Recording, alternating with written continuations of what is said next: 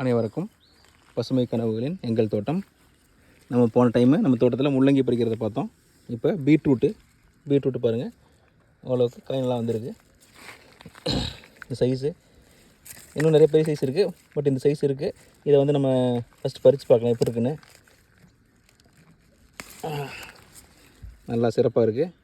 அருமையான பீட்ரூட்டு, ஆர்கானிக்காக, எந்த ஒரு கெமிக்கலும் இல்லாமல், ரசாயன உரங்கள் இல்லாமல் நம்ம விளை வச்சது சிறப்பாக வந்துருக்கு.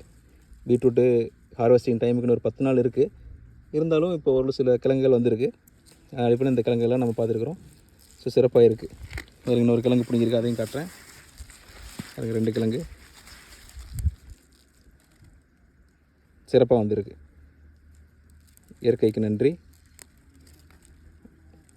இது சேனலை தொடர்ந்து பாருங்கள், சப்போர்ட் பண்ணுங்கள். நன்றி, வணக்கம்.